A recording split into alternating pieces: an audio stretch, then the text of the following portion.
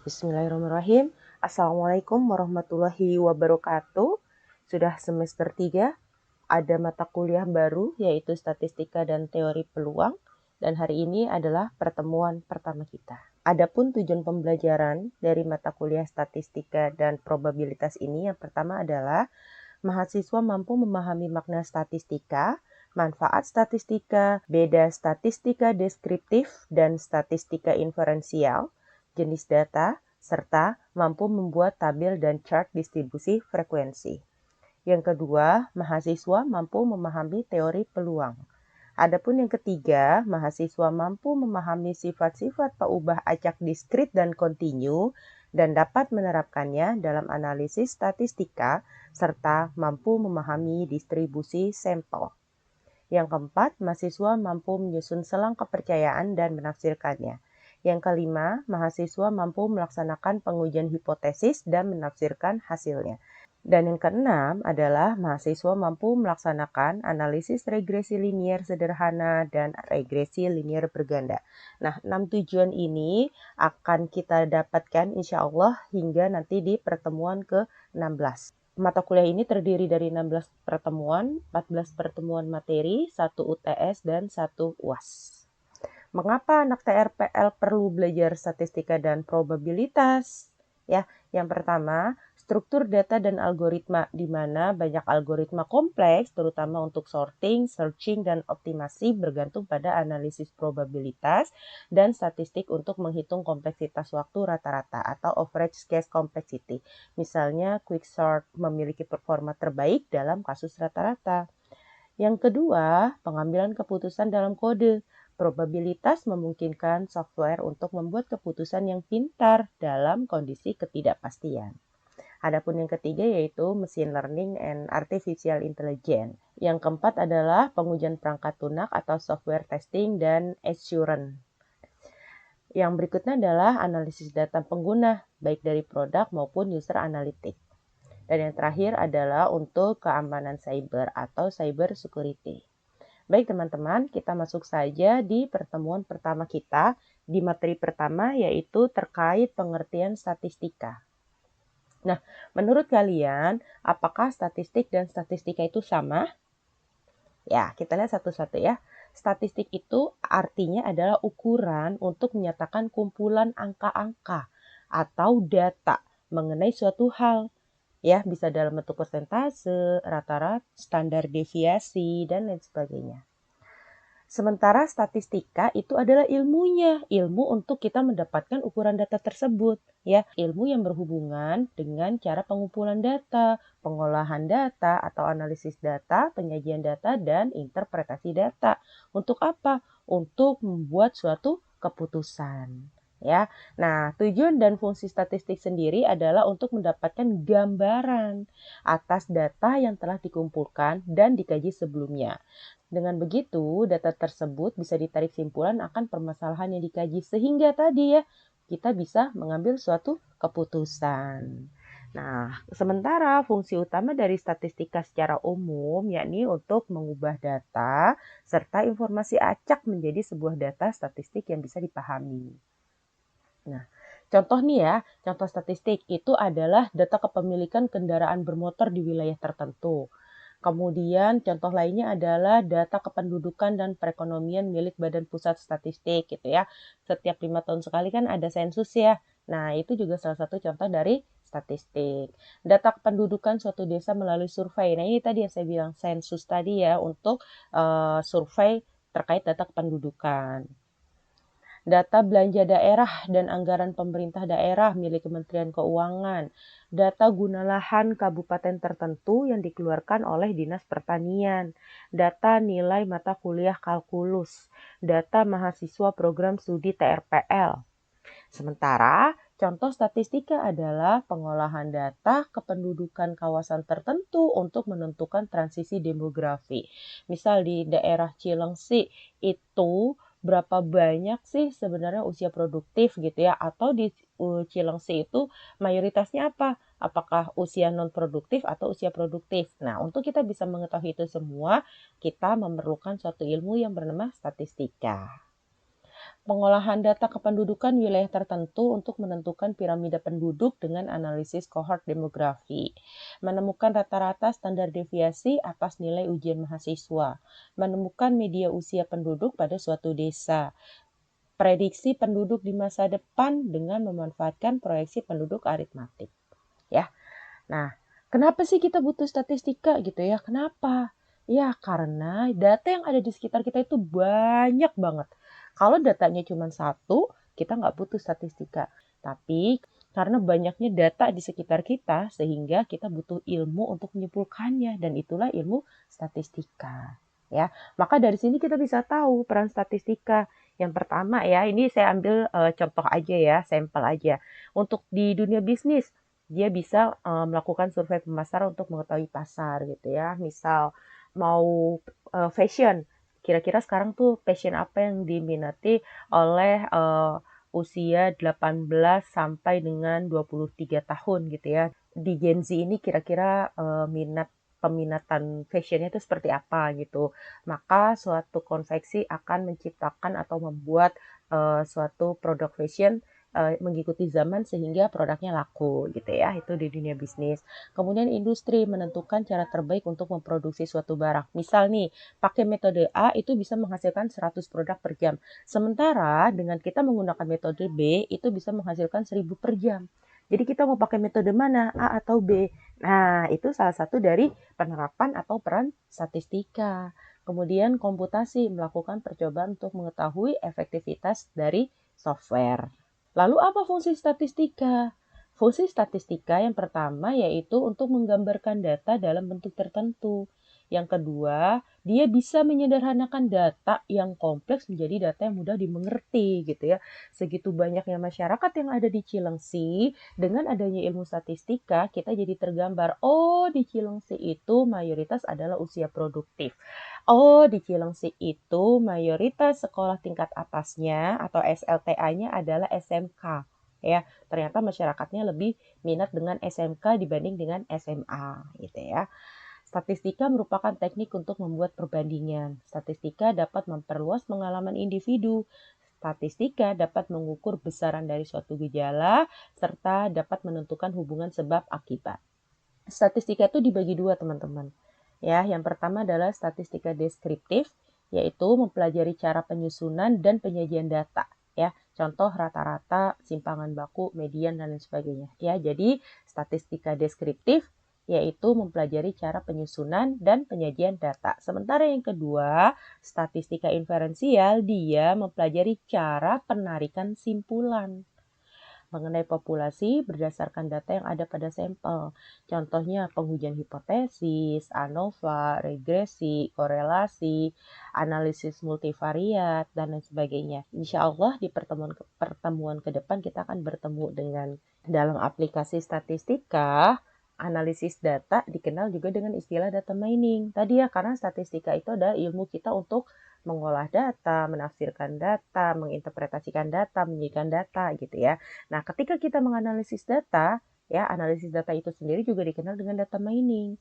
Nah, data mining ini dapat dibagi menjadi analisis data eksplorasi atau exploratory data analysis ya yang biasa disingkat EDA dan analisis data confirmatory atau confirmatory data analysis yang biasa disebut dengan CDA. Apa itu? Nah, sekarang kita lihat satu-satu teman-teman. Nah, sekarang kita lihat satu-satu ya teman-teman. Analisis data eksplorasi atau in English disingkat dengan EDA. Exploratory Data Analysis. Ya. EDA adalah pendekatan analisis data yang bertujuan untuk nemuin pola, hubungan, anomali, dan mengidentifikasi hipotesis yang menarik dari dalam dataset tanpa asumsi atau modal awal yang telah ditetapkan ya.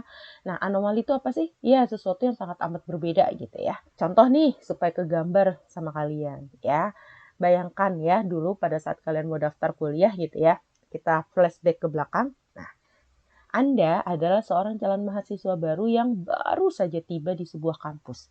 Di sana, Anda melihat-lihat lingkungan kampus, mencari tahu informasi terkait akademik, biaya, dan kegiatan kemahasiswaannya, serta profil lulusan dan profil dosennya.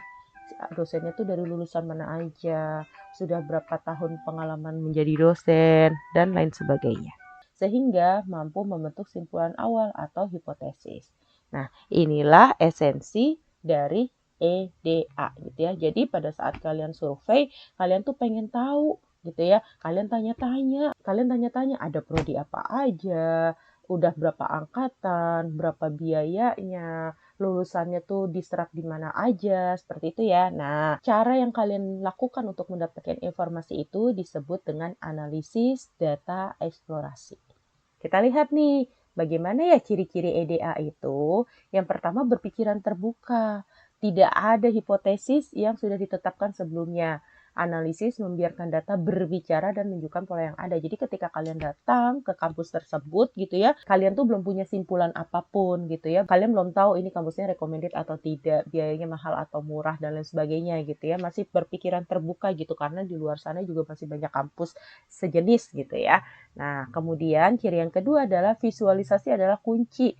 Sangat mengandalkan grafik dan plot seperti histogram, scatter plot, box plot, heat map, yang gunanya adalah untuk memahami distribusi, hubungan, dan outlier. Yang ketiga, cirinya adalah deskriptif dan ringkas. Banyak menggunakan statistik deskriptif seperti mean, median, modus, standar deviasi, dan kuartil untuk merangkum data. Tujuannya memahami data. Fokus utamanya adalah untuk mendapatkan pemahaman mendalam tentang karakteristik dari dataset. Nah, ciri yang terakhir adalah menghasilkan hipotesis. Hasil akhir dari EDA seringkali adalah pertanyaan atau hipotesis yang dapat diuji lebih lanjut dengan analisis konfirmatori. Jadi kalian udah lumayan menyimpulkan nih, oh iya kampus ini lumayan bagus deh gitu ya. Karena profil lulusannya bagus, serapan tenaga kerjanya bagus, kemudian dosen-dosennya bagus, dan lain sebagainya gitu ya. Ini ciri-ciri dari EDA gitu ya. Selanjutnya kita masuk ke analisis data konfirmatori atau singkatan dalam bahasa Inggrisnya CDA. Apa itu CDA atau CDA? CDA adalah pendekatan analisis data yang dia punya tujuan untuk menguji hipotesis. Apa itu hipotesis? Tadi simpulan sementara kamu ya. Dia untuk menguji hipotesis atau model yang telah ditetapkan sebelumnya dengan menggunakan teknik statistik inferensial sehingga bisa diambil simpulan yang valid tentang populasi yang lebih besar ya.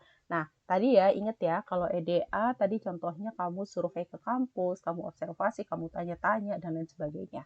Nah, kalau CDA ini kamu udah dapat hasil surveinya gitu ya. Berarti kamu udah punya hipotesis atau kamu udah punya dugaan atau simpulan sementara bahwa kampus itu recommended atau tidak. Nah, di sini tugas kamu selanjutnya adalah mengumpulkan bukti dan melakukan tes, dalam tanda kutip ya, dan melakukan tes untuk membuktikan apakah simpulan kamu itu benar atau salah. Gitu ya. Misalnya, dari informasi yang kamu terima, lulusan dari kampus ini sudah bekerja di sini, di sini, di sini, di sini, gitu kan. Nah, kamu bisa lihat benar atau enggak, gitu kan. Kamu bisa lihat, misalnya, oh kampus ini punya akreditasinya sudah bagus, bla bla bla bla, gitu ya. Kamu bisa lihat, buktikan benar atau enggak. Bagaimana cara membuktikan? Cek di PD Dikti. Bagaimana kondisi kampus tersebut, akreditasinya berapa jumlah mahasiswanya, berapa jumlah dosennya, berapa besar biayanya, itu ada di laporan PD Dikti. Nah, ketika kamu mengecek di laporan PD Dikti tadi, itulah yang namanya CDE. Ya, hasil dari penelusuran PD Dikti tadi, akhirnya kamu benar-benar punya simpulan akhir. Oke, ini kampus recommended.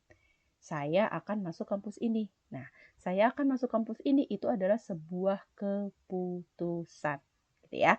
Jadi, simpelnya EDA itu adalah cara kamu menggali informasi, mengumpulkan data, survei, observasi, wawancara dan lain sebagainya. Sementara CDA-nya itu buat ngebuktiin dari data yang kamu dapat benar atau enggak, valid atau enggak. Jangan-jangan ngecap doang gitu ya, sehingga kamu bisa mendapatkan simpulan akhir yang nantinya digunakan sebagai keputusan. Kebayang ya? Nah, ciri-ciri CDE. Kalau tadi IDE berpikiran terbuka, berarti CDE udah berpikiran tertutup. Kenapa? Karena kamu tadi sudah punya hipotesis, ya, udah spesifik nih, gitu kan. Sehingga CDE sudah punya dugaan sementara. Ya, misal nih, kalau di sini saya menuliskan obat baru lebih efektif daripada alternatif. Nah, contoh ya, kalau di sini saya nulisnya obat baru lebih efektif daripada alternatif. Ini izin saya mengambil contoh ini bukan maksud membandingkan antara pengobatan alternatif atau pengobatan medis, bukan ya. Tapi ini hanya sebagai contoh saja gitu. Misal ada seorang yang menderita penyakit HNP gitu ya, atau saraf kejepit gitu. Sudah melakukan berbagai macam pengobatan alternatif gitu ya, mulai dari akupuntur, sudah melakukan berbagai pengobatan medis, ternyata nggak mempan, pindah lagi ke alternatif gitu ya, akupuntur, kretek-kretek dan sebagainya, ternyata nggak mempan juga, masih sakit terus, masih sakit terus. Akhirnya apa? Dia kembali lagi ke medis, ke rumah sakit yang lebih besar, misalkan dicek lagi secara menyeluruh di MRI, oh ternyata ketahuan penyakitnya apa gitu ya, secara spesifik, kemudian dikasih obat. Nah ternyata ketika dia mengkonsumsi obat itu, bener tuh sakitnya lama-lama tidak dia rasakan lagi, udah nggak sakit lagi gitu. Akhirnya dia sudah punya simpulan sementara. Apa simpulan sementaranya? Oh iya, ternyata obat yang ini mempan. Apakah sudah sembuh? Belum, makanya perlu dicek lagi. Nah, ketika proses pengecekan itulah yang digunakan untuk menunjukkan simpulan akhir yang nantinya ada keputusan, oh iya dia sudah sembuh. Gitu ya, kebayang ya? Nah, inferensi statistik ya, menggunakan metode statistik seperti uji T, ANOVA, uji Chi kuadrat, regresi, dan interval kepercayaan untuk menguji signifikansi hasil. Tadi, kalau saya menganalogikan ketika kamu survei, gitu ya, ujinya adalah silakan cek PDDikti, gitu ya.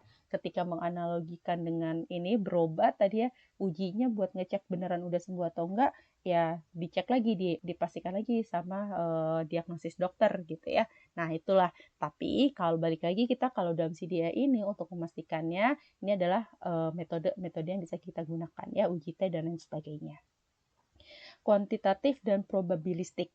Hasilnya sering dinyatakan dalam nilai P atau P-value dan tingkat kepercayaan atau confidence level untuk mengukur seberapa kuat bukti yang mendukung hipotesis tersebut.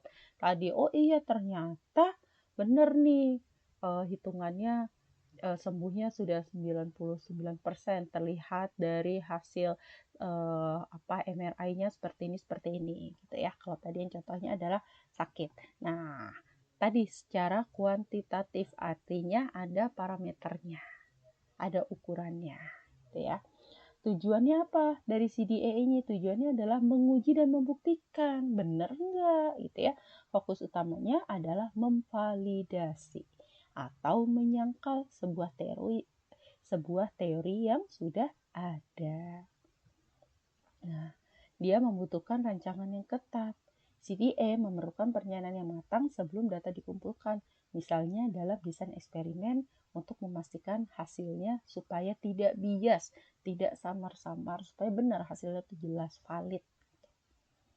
Nah, ya, jadi simpulan dari materi kita, EDA atau IDE adalah tentang mencari jarum di tumpukan jerami tadi atau menemukan hipotesis. Sementara CDA atau CDA adalah tentang menusuk jarum itu untuk memastikan jarum itu tajam atau enggak, ya, untuk membuktikan atau menguji hipotesis. Nah, kita masuk materi berikutnya. Ya, ini sebagai pengantar, tapi nanti di pertemuan ketiga kita akan belajar lebih dalam tentang teori peluang atau probabilitas ini. Apa sih probabilitas? Probabilitas merupakan suatu cara untuk mengungkapkan pengetahuan atau kepercayaan bahwa suatu kejadian akan berlaku atau telah terjadi. Ada juga yang menyampaikan probabilitas adalah peluang terjadinya sebuah peristiwa secara acak. Kenapa acak? Nanti kita lihat ya.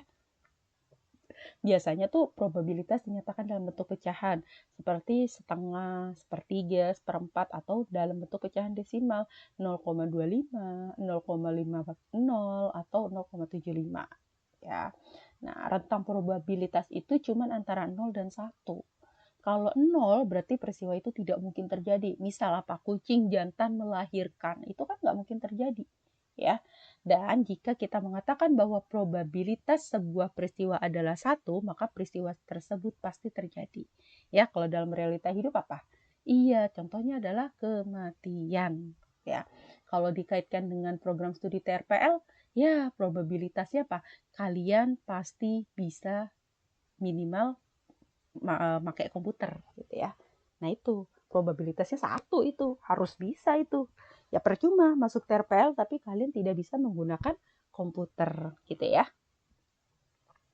Nah, contoh, jika kita melempar mata uang, maka kemungkinan sisi angka untuk munculnya sama dengan kemunculan sisi gambar.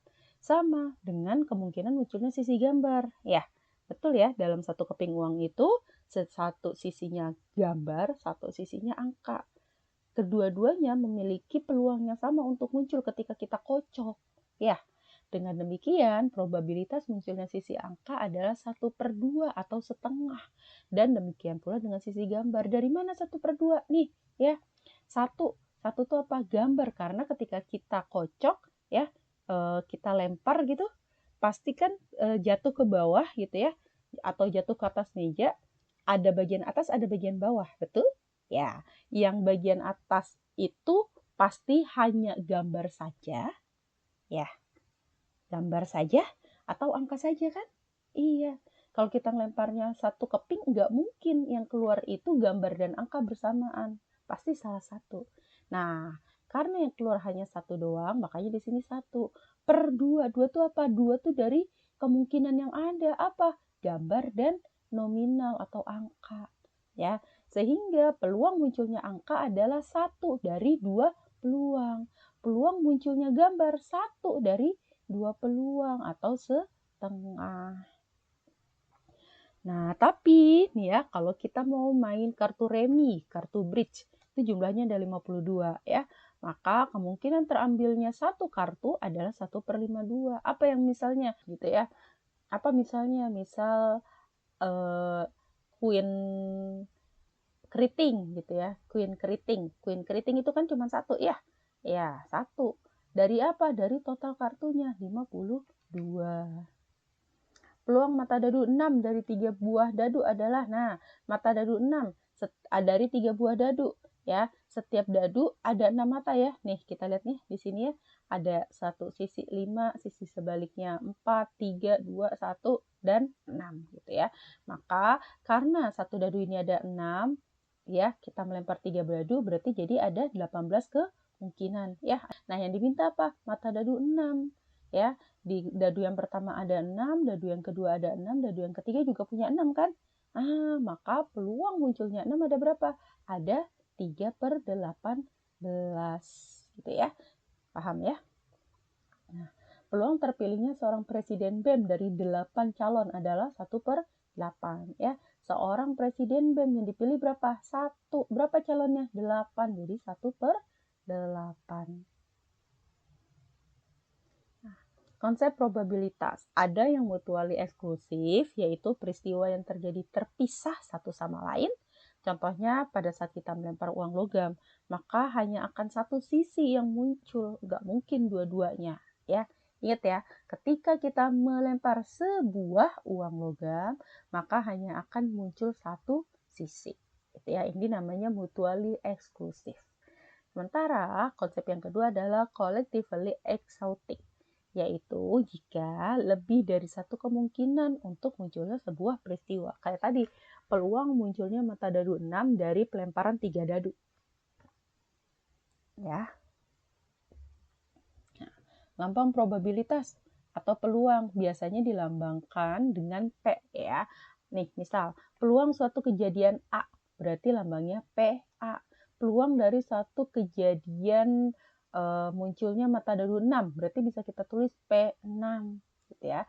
Ada yang menyimbolkan dua-duanya huruf kapital, ada yang menyimbolkan P-nya huruf kecil, A-nya kapital, sama saja. Atau bahkan ada yang menulis PR A.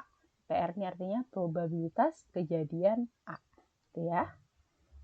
Sebaliknya, probabilitas yang bukan kejadian dari A gitu ya. Berarti kalau di sini peluang munculnya mata dadu 6 berarti PA atau P6. Nah, kalau sebaliknya berarti apa? Bukan 6. Ya, maka dia disebut dari komplement ya, bukan A, bukan 6. Ya, dia disebut komplement A atau probabilitas suatu kejadian A tidak akan terjadi. Nah, biasanya lambangnya 1 min P. Nah, biar ke gambar, peluang untuk tidak munculnya mata dadu 6 ya, tidak munculnya mata dadu 6 bila sebuah dadu bersisi 6 digulirkan, yaitu nah ya, nih 1 min PA. Tadi berapa? Mata dadu 6. Ya, mata dadu 6 kalau dari sebuah dadu cuman ada 1 ya. Bila sebuah dadu berisi 6. Nah, ada berapa sisi? Ada 6 ya, ada 6 mata dadu jadi 6. 1/6 ya, sama dengan 5/6.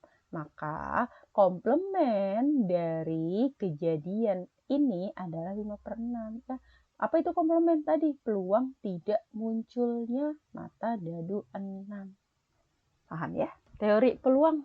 Dalam statistika, kita dihadapkan untuk menarik simpulan dan keputusan dari suatu permasalahan.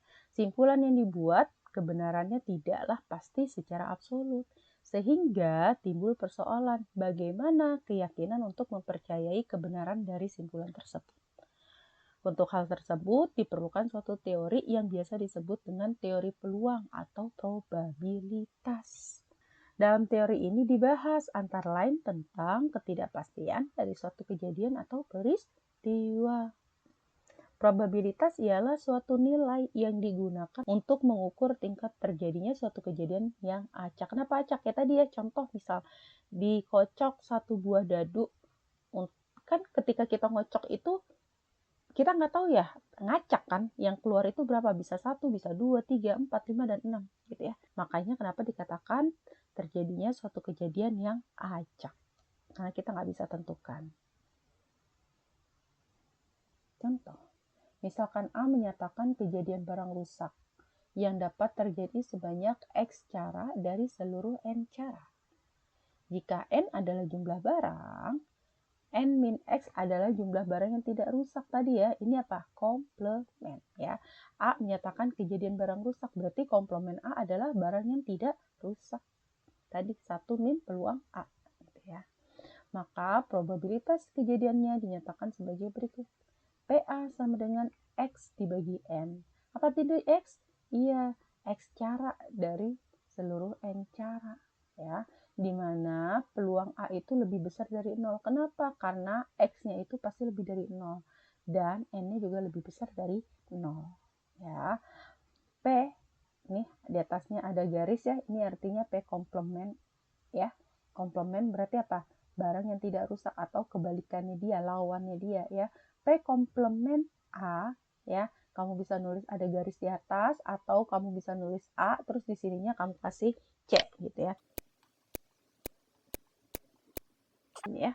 Selain kamu menulisnya ada bar di atas seperti ini, kamu juga bisa menulis P komplement A dalam bentuk seperti ini. P komplement A sama dengan 1 min PA ya, 1 min peluang kejadian A. Ya, nih lihat. A komplement bukan barang rusak nih ya, ada garisnya. A komplement bukan barang rusak.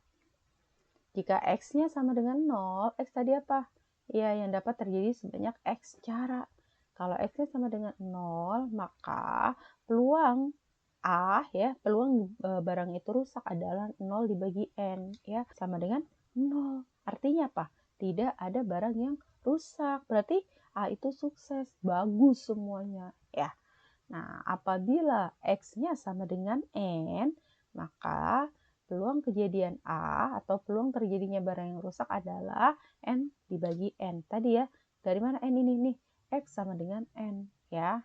X-nya kita ganti dengan N. N bagi N berapa? 1. Berarti apa? Semua barang rusak. Berarti iya gagal ya. Nah, nanti akan kita pelajari lebih lanjut di pertemuan ketiga. Demikian materi kita kali ini. Terima kasih atas perhatiannya. Assalamualaikum warahmatullahi wabarakatuh.